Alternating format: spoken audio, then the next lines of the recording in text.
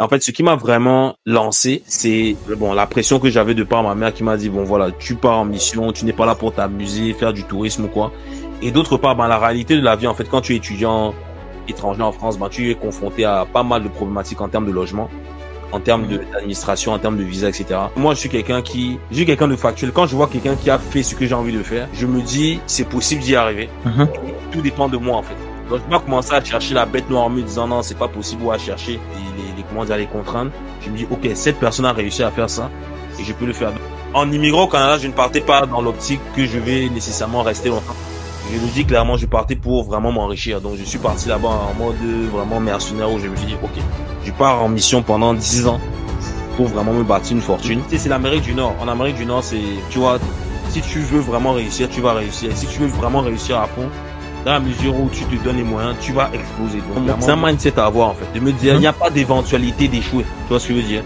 Donc, il n'y a pas d'éventualité d'aller là-bas et de se dire, OK, si ça ne marche pas, voilà, tu vois, dans ma tête, le mot si ça n'existe pas. Donc, je me suis dit, OK, j'y vais et j'ai l'obligation de réussir.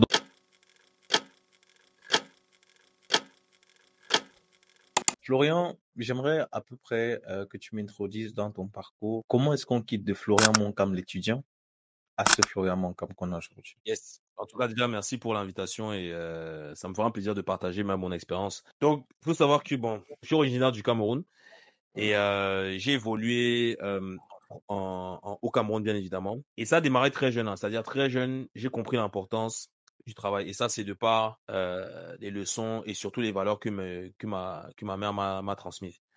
Il y a de cela quelques années, j'ai perdu mon frère dans des circonstances assez dramatiques. Et ça a été vraiment un appel pour moi. Tu vois, il y a des personnes qui vont penser ça, qui vont penser que c'est triste. Il a perdu son frère, voilà. Je peux comprendre, hein, mais tu sais, dans la vie, il faut voir le bon côté de chaque chose. Si aujourd'hui, mon frère ne s'était pas en allé, peut-être je ne serais pas en train de discuter avec toi aujourd'hui. Je n'aurais même pas accompli ce que j'ai eu à accomplir. Donc, très jeune, j'ai eu tout de suite ce déclic-là de se dire, OK, les seuls résultats que je peux avoir dépendent de moi-même, en fait, de mes propres choix. Personne ne va m'aider pour m'en sortir. Tout ce que je peux avoir, c'est une mère qui va me dire, voilà mon fils, voilà comment faire, voilà comment procéder maintenant, libre à toi. Écoute, on va pas te forcer à faire les bonnes choses. Donc, j'ai une adolescence assez mouvementée parce que j'étais très turbulent. Très turbulent, mais conscient. Je savais que, OK, Mhm. je pouvais faire des conneries, mais je n'avais pas nécessairement aller jusqu'au bout de ces conneries-là. Donc, j'avais toujours ce côté où je me dis, OK, il y a voilà telle limite. Il faut toujours avoir un, deux, trois coups d'avance par rapport à tes camarades, par rapport à ton entourage. Et c'est un peu ce que je fais aujourd'hui et ce que je continue de faire. C'est-à-dire, j'essaie toujours d'avoir deux, trois coups d'avance par rapport à la normale. J'ai évolué au Cameroun. Je te cache pas que le décès de mon frère m'a un peu mis sur le droit chemin en termes de scolarité, en me disant que voilà, il faut que j'ai de bonnes études, je fasse de bonnes études, j'ai un bon emploi, etc. Voie que j'ai suivi, naturellement, je suis parti étudier en France, puis avec un petit détour en Angleterre. En fait, ce qui m'a vraiment lancé, c'est d'une part, bon, la pression que j'avais de par ma mère qui m'a dit, bon voilà, tu pars en mission, tu n'es pas là pour t'amuser, faire du tourisme ou quoi. Et d'autre part, ben, la réalité de la vie, en fait, quand tu es étudiant étranger en France, ben, tu es confronté à pas mal de problématiques en termes de logement, en termes Mhm. d'administration, en termes de visa, etc. Donc, quand je voyais les galères que j'avais, pourtant, bon, quand on vit en Afrique, bon, voilà, tu as une belle maison, tu peux avoir une maison quand même assez spacieuse. Tu n'as pas de problème de logement, littéralement. Mhm. Quand j'étais confronté à ça en Europe, je me suis dit, OK, la première des choses que je veux faire, une fois que je suis stable d'un point de vue d'emploi, c'est d'acheter un appartement. Mhm. Et tu vois, et la manière dont j'ai procédé, c'est que moi, je suis quelqu'un de factuel. Quand je vois quelqu'un qui a fait ce que j'ai envie de faire, je me dis, c'est possible d'y arriver. Mhm. Et tout dépend de moi, en fait. Donc, je ne vais pas commencer à chercher la bête noire en me disant non, c'est pas possible ou à chercher comment dire, les contraintes. Je me dis, OK, cette personne a réussi à faire ça et je peux le faire. Donc, il y a un premier de mes amis qui est un ancien collègue à moi qui m'a montré qu'il est possible de prendre du crédit pour acheter un bien immobilier, tu vois. Donc, chose que j'ai faite, je l'ai suivi dans ces démarches-là. Et quand j'ai vu la mécanique de ça, je ne vais pas dire la simplicité avec laquelle ça s'est fait parce que rien n'est simple ni facile, mais je veux dire, le processus, il est quand même simple de prendre de l'argent qui n'est pas le sien, d'acheter un appartement. Bon, certes, je l'ai occupé, mais j'ai compris très vite que dans la mesure où je suis capable d'acheter autant d'appartements que je peux à crédit, d'autres personnes vont me le repayer. Donc, c'est quand j'ai évolué dans ça, notamment en France. Quand j'ai vu que j'étais capé, j'ai décidé d'immigrer au Canada. Donc, ça a été un choix stratégique. J'adore le Canada, hein, mais en immigrant au Canada, je ne partais pas dans l'optique que je vais nécessairement rester longtemps. Je le dis clairement, je partais pour vraiment m'enrichir. Donc, je suis parti là-bas en mode vraiment mercenaire où je me suis dit, OK, je pars en mission pendant 10 ans pour vraiment me bâtir une fortune. Chose que j'ai commencé à faire et de fil en aiguille, ben, j'ai découvert le monde du digital, notamment à la création de contenu. Et vu que je suis pas quelqu'un de silencieux ni d'égoïste, j'ai décidé de partager mon expérience sur YouTube. Et ben, par la suite, ben voilà, ça a débloqué pas mal d'opportunités en termes de formation, accompagnement, ben, tout ce qui tourne autour des réseaux sociaux, quoi. Donc, grosso modo, c'est un peu ça. Il y a un mot, par exemple, que tu as émis, tu as dit, tu pars à la conquête. Je te paraphrase, hein, mais en fait, lorsque tu dis, par exemple, que tu es pas parti en France pour le tourisme, tu es parti en France te battre, tu es parti en France te bâtir, tu es parti Mhm, en France étudier. Mais tu dis autre chose, c'est que quand tu pars au Canada, tu pars en mission. C'est-à-dire, tu te donnes une mission de 10 ans. Ma question que je me pose, c'est, comment tu as fait, par exemple, pour te dire, OK, je vais aller quelque part où je ne domine pas, forcément, ou est-ce qu'il y avait déjà eu un travail de terrain à l'avance? Comment est-ce que ça s'est vraiment passé? bah, c'est sûr que je me suis préparé, tu vois. C'est que moi, j'ai vu rapidement que, en fait, en France, j'étais capé Mhm, en termes de possibilités de croissance et même juste l'environnement. mhm, Tu vois, je n'ai rien contre la France, hein.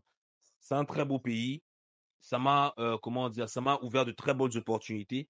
Il y a de très bonnes opportunités en France, malgré tout ce qui se dit dans les médias. C'est-à-dire, je connais des personnes qui réussissent en France et qui, enfin, partout tu peux réussir. C'est juste la manière dont tu perçois les choses, tu vois.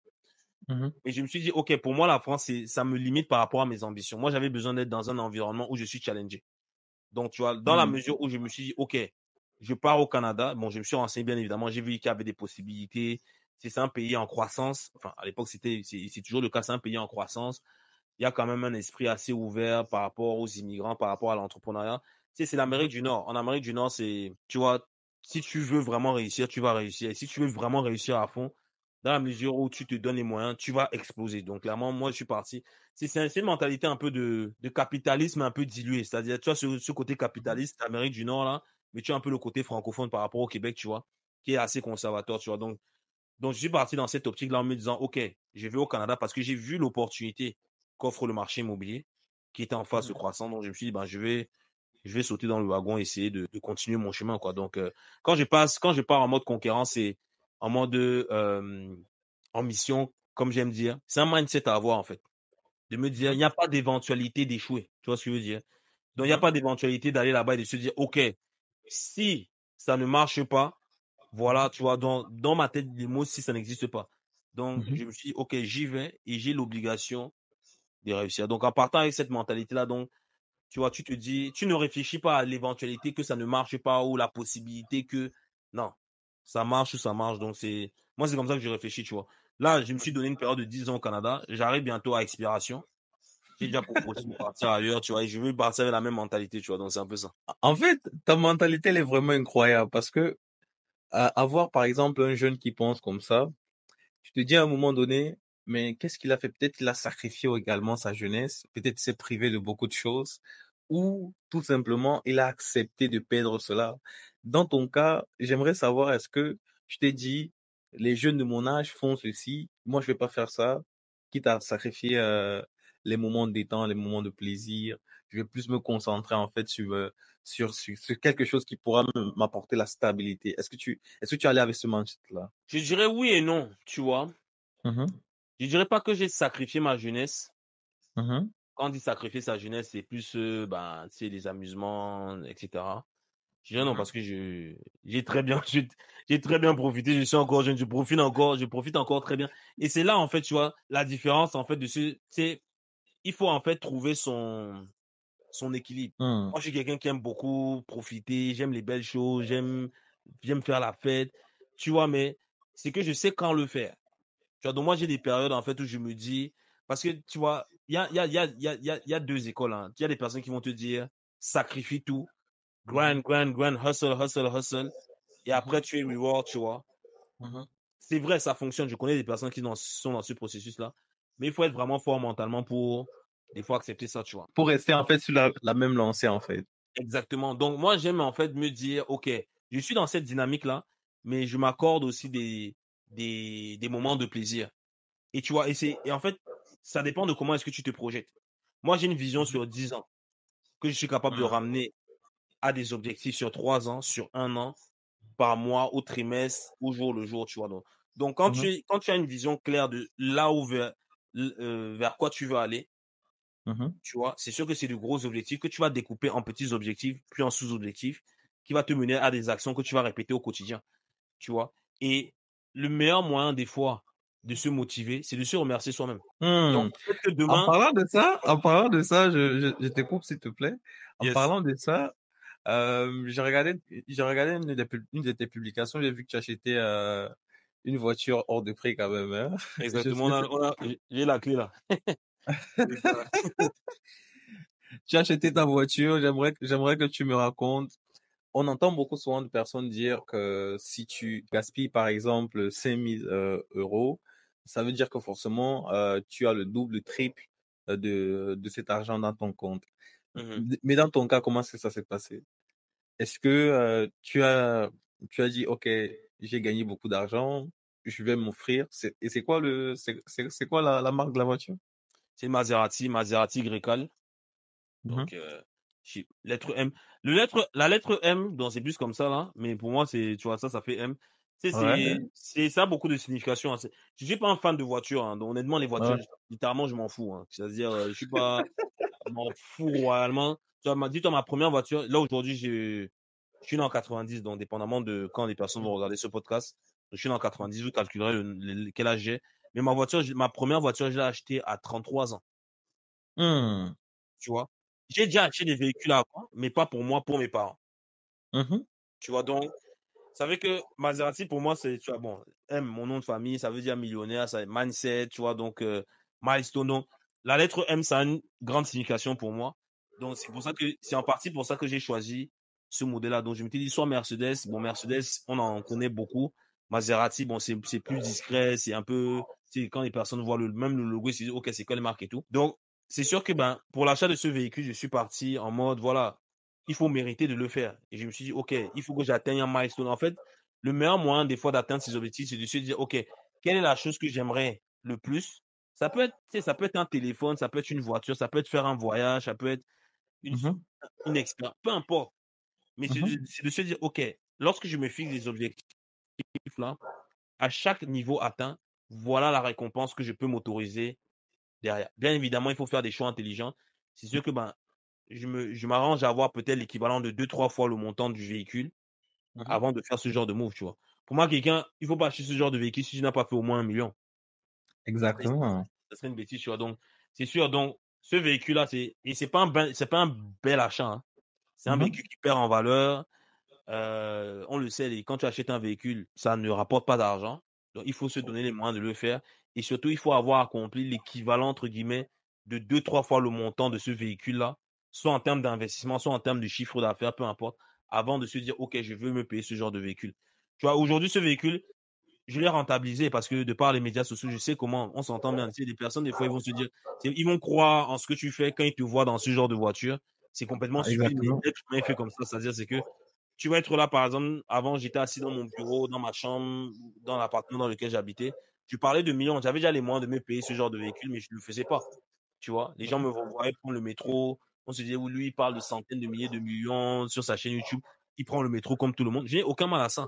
Tu vois, mais il a fallu que je pose cet acte. Ça a été une validation. Ça a également été un remerciement pour moi-même. Également un accomplissement. Tu vois, aujourd'hui, je suis fier de rouler dans ce genre de véhicule. Ça inspire des jeunes. Je leur fais essayer le véhicule. Ils me voient et on se prend en photo, tout ça. Tu vois, mais c'est vrai, mais ça a été réfléchi. Ça a été réfléchi. Et des fois, en fait, tu vois, le fait d'expérimenter, ce qui m'a mené à acheter ce véhicule, c'est d'abord le fait de l'avoir loué. Tu vois. Donc, il Hmm. faut d'abord louer. Parce que des fois, tu vas voir quelqu'un avec une belle chose, tu vas te dire que moi aussi, je veux la chose. Va Mhm. d'abord louer cette chose-là, une, deux, trois fois. Tu sauras vraiment si tu as envie de ça. Soit tu vas te dire, ah, finalement, j'en veux pas. Soit ça va te motiver davantage à atteindre l'objectif te permettant de t'offrir ça. Exactement. Florian, quand tu regardes ton parcours, comme toute personne qui font des choses, quelles sont les erreurs qu'aujourd'hui, quelles sont les erreurs aujourd'hui que tu considères que vraiment, ça t'a aidé à progresser et lorsque tu essaies de te construire, quelles sont vraiment ces erreurs-là? Les erreurs qui m'ont aidé à progresser ou les erreurs qui m'ont freiné? Ou les 2? Bon, on va dire les 2 parce que forcément, ceux qui t'ont aidé à freiner, t'ont également aidé avec l'expérience. Bah, en fait, les erreurs que j'ai commises, en fait, ça peut être perçu comme des erreurs, Mmh. tout comme de bons choix, tu Mmh. vois? Et Interesting. mais je mets une petite réserve, c'est que moi, je suis quelqu'un de fou, hein, donc ce que je dis, il faut pas nécessairement le prendre, se dire: «OK, je vais faire comme lui, je vais avoir les mêmes». C'est-à-dire que moi, je suis un malade dans ma tête, c'est-à-dire c'est que moi, je pars du principe surtout quand on est jeune. Là, ce message, c'est Mmh. beaucoup pour les jeunes. Pour moi, quand tu es dans la vingtaine, Mmh. tu dois prendre tout, enfin, c'est-à-dire, il faut prendre le maximum de risques. Tu Mmh. vois ce que je veux dire? Et j'en ai pris beaucoup, mais je pense pas assez, tu vois? Et c'est pour ça que je mets une petite réserve par rapport à ça, parce que je peux me dire aussi que peut-être si j'avais pris trop de risques, ça se trouve, j'aurais explosé en plein vol, tu vois? Mmh. Mais tu vois, des erreurs que j'ai faites, tu vois, et si tu le remarques, je nuance beaucoup mes propos. Genre, je vais dire, OK, c'est une erreur, mais en fait, ça m'a permis je vois le bon côté. C'est de m'être mis dos au mur. Donc, de me dire, Mmh. OK, là, je prends le risque de. Et à la fin de la journée, surtout quand tu es jeune, tu te dis: «OK, je prends le risque d'investir en moi ou je prends le risque d'investir en immobilier, de tenter quelque chose», tu vois? Mmh. Quelle est la pire des choses qui puissent m'arriver? Mmh. Et quand tu es jeune, tu as le temps de te retourner. Tu as le temps de faire des erreurs, de te tromper, d'échouer, de te retrouver plus bas que terre et de rebondir. Chose qu'aujourd'hui, je ne pourrais pas faire. Aujourd'hui, je suis père de famille, et cetera. Donc même des fois, quand je fais une rétrospection, je me dis: «Mince, les moves que j'ai fait là, est-ce que je serais capable de refaire la même chose? No way», tu vois? Donc, ça veut Mmh. dire que il faut l'erreur que j'ai eu à faire les erreurs que j'ai eu à faire qui m'ont permis de progresser, c'est le fait d'avoir pris des risques, en fait. Sans avoir pris ce genre de risques, mais je dis des risques vraiment très dangereux, hein, d'un point de vue financier. Moi, je suis un gars, j'aime me mettre la corde au cou. Je donne un exemple. Aujourd'hui, par exemple, j'ai signé des deals immobiliers, Mmh. tu vois? Donc, c'est-à-dire, je me suis engagé Mmh. dans des projets de développement immobilier alors que je n'avais même pas les fonds. Donc, je suis pas en train de dire de faire la même chose. Mais moi, c'est comme ça que ça fonctionne. Après, il faut que je trouve mon équilibre. Même moi, Ouais. ce qui me drive, en fait, c'est quand je suis en danger. Mmh. Donc, parce que quand tu es en danger, tu te dis, dans ma tête, je me dis, je n'ai pas le choix, parce que je n'ai pas le choix que de trouver une solution me permettant de réussir. Sinon, je suis mort dans le film, en fait. Tu vois ce que je veux dire? Donc, Tu me rappelles une citation, la citation du danger. c'est ça. Tu vois, donc ça peut être perçu comme une erreur, tout comme une bonne action. Donc, c'est pour ça qu'il faut juste trouver son milieu. Et le, le fait de prendre des fois de risques, et j'en parlais pas plus tard que ce matin avec un de mes associés, tu vois, Mmh. je te donne un exemple, hein. On est quand on est en 2024. Il y a de cela Mmh. 2 ans, en termes de résultats, je stagnais. Mmh. Pourquoi? Parce que j'avais trop de liquidité, j'avais trop de cash disponible, j'avais trop d'argent de côté, j'avais aucune dette autre que mes biens immobiliers, tu vois. Donc tout Mmh. était bien, tu sais, je faisais mon argent tranquillement, tu sais, tu es sur un Mmh. rythme de croisière. Mmh. Et je vois que d'une année à l'autre, j'ai pas plus, enfin, rien n'a changé. J'ai pas fait Mmh. plus de chiffre d'affaires, mes investissements, que ça tourne bien. Je me suis dit, il y a un truc qui va pas là. Donc je me suis mis dans le rouge, c'est-à-dire du rouge qu'au rouge, là. Donc, je me suis mis à moins, je ne sais combien. J'ai tout réinvesti. Mmh. Donc là, j'avais la corde au cou. Et Ouais. bizarrement, là, en me mettant en danger comme ça, tu vois, là, je fais du fois 2 fois 3 en termes de résultats, que ce soit en termes de chiffre d'affaires, même en termes d'investissement. Pourquoi? Parce que je suis dos au mur. Donc, je n'ai pas le choix que de, tu vois, mais je suis pas en train de dire qu'il faut prendre je me suis engagé sur des projets à plusieurs millions, n'ayant même Mmh. pas un seul sou. Tu vois, bon, après, je sais de quoi je suis capable, tu vois. Mais des fois, le fait de faire ça, en fait, tu te retrouves dans tes retranchements et tu te dis, OK, ben, c'est quoi les solutions qui vont te permettre de résoudre la situation dans laquelle tu t'es mise. Après, je te le cache pas. C'est du stress, c'est de l'insomnie, c'est des moments de doute, c'est des moments, ça peut être des disputes avec tes proches parce que bon, on te dit, OK, il faut ça, machin. Tu dis que non, je suis en train de faire, c'est ça. Donc, c'est des choses à accepter, tu vois. C'est des choses qui vont arriver. Mais tu vois, mais la beauté de ça, le bon côté de ça, c'est quoi? C'est que là, par exemple, aujourd'hui, je me suis mis, pour te donner quelques chiffres, hein, mais je me suis engagé sur des projets de l'ordre de 4 millions de dollars Mmh. sur à peu près 2 ans. Mmh. Chose que je n'avais pas nécessairement. Mmh. Donc, ça me met dos au mur pour trouver des solutions à Mmh. la hauteur de ces engagements, à la hauteur de ces objectifs. Mmh. Et je te le cache pas, c'est gars, comme tu vois, si tu me suis sur Instagram, tu vois l'heure à laquelle je me lève, c'est pas c'est pas pour rien, parce que des fois, tu te lèves la nuit tellement ta tête chauffe, tu te lèves Bien la sûr. nuit et c'est pas que tu dors mal, c'est juste que c'est ta quand tu dors, ton cerveau, il continue de travailler, tu Il vois? continue de Donc réfléchir, des fois, tu je te lèves vois. la nuit, c'est pas parce que je me lève la nuit, mais c'est parce que je suis en train de travailler dans ma tête, tu vois? Et c'est encore pire parce qu'aujourd'hui, tu as des responsabilités. Ça veut dire que tu dis: «Oh, je peux pas faire certains moves comme avant parce que il y a forcément une femme qui va, Exactement, qui a besoin de toi, il y a le bébé qui a besoin de toi, et donc tu peux pas faire tous ces moves-là, et donc tu dois réfléchir à autre solution que de prendre tous exactement. ces Tu es en mode solution. Mais des fois, pour trouver les bonnes solutions, des fois, il faut être dos au mur. Et une fois de plus, c'est juste d'équilibrer. Tu vois, mais Mmh. aujourd'hui, si tu me dis: «OK, Florian, est-ce que l'année prochaine, tu es capable de te réengager sur ce type de projet?» Je te dirais non. Mais si demain j'ai un problème, Mmh.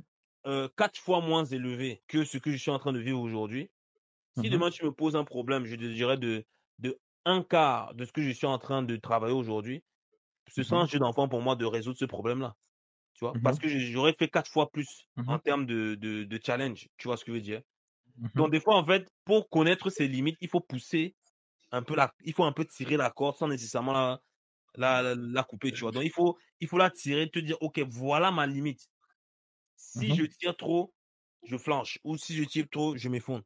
Mais voilà ma limite. OK, voilà jusqu'où je peux aller». Tu as goûté à ça, tu te dis: «Bon, c'est pas nécessairement une bonne expérience, mais je suis capable d'aller jusque-là». Comme ça, si tu as un problème ou un challenge, un tiers ou 2 tiers à la hauteur de ça, demain, tu vas pouvoir résoudre ça en un claquement de doigts, tu vois? Florian, est-ce qu'aujourd'hui tu peux dire que tu as réussi ta vie? Clairement, oui. Non, franchement, oui, hein.